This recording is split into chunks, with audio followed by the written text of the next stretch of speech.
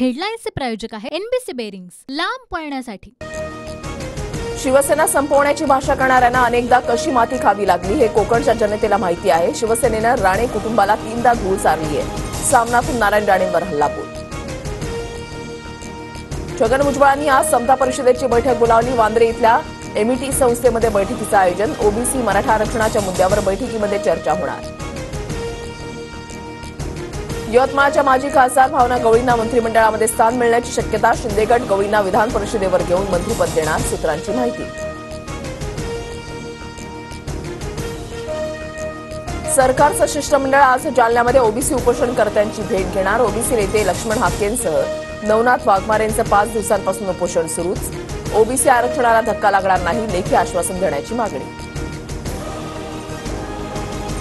राष्ट्रवादीला केंद्रात स्थान मिळाल्यास मलाच मंत्रिपद मिळेल, खासदार प्रफुल्ल पटेल यांचा दावा। तर सुनेत्रा पवार यांचंही नाव मंत्रिपदासाठी चर्चेत। महायुतीला तडीपार करू म्हणणाऱ्यांनाच कोकणाला तडीपार केलं। ठाण्यामधल्या मेळाव्यामध्ये फडणवीसांचा उद्धव ठाकरेंवर निशाणा। तर मनसेनं कोकण पदवीधर निवडणुकीतून माघार घेतल्याबद्दल फडणवीसांनी राज ठाकरेंचे मानले आभार।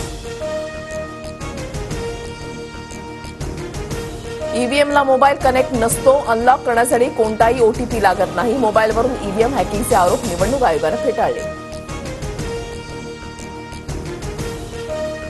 मतमोजणीच्या दिवशी डेटा अपडेट करण्यासाठी मोबाईल देण्यात आले होते। डेटा अपडेट करण्यासाठीचा मोबाईल वायकरांच्या मेहुण्याकडे गेला। निवडणूक अधिकारी वंदना सूर्यवंशींचं स्पष्टीकरण।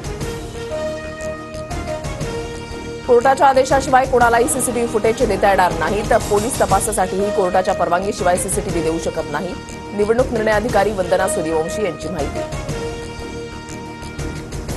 ठाकरे गटानं जिंकलेल्या जागांवरील ईव्हीएमवर संशय घेतला नाही। वायकरांना जनतेनं निवडून दिलंय, कितीही आदळापट करा, धनुष्यबाणालाच जास्त मतं। मुख्यमंत्री शिंदेंची ठाकरे गटावर खोचक टीका।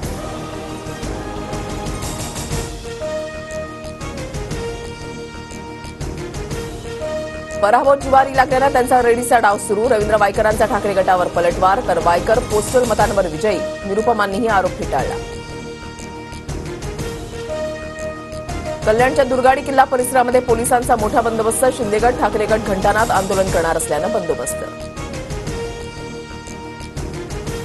सोलापूर जिल्ह्यामध्ये दमदार पावसामुळे उजनी धरणातील पाणीसाठ्यामध्ये वाढ। 10 दिवसांमध्ये 10% पाणीसाठ्याची वाढ। राज्यात पुढील 3 दिवस विजांच्या कडकडाटासह मुसळधार पावसाचा अंदाज। आज आणि उद्या मराठवाडा, मध्य महाराष्ट्राला येलो अलर्ट। कोकणातही 2 दिवस मुसळधार पावसाचा इशारा।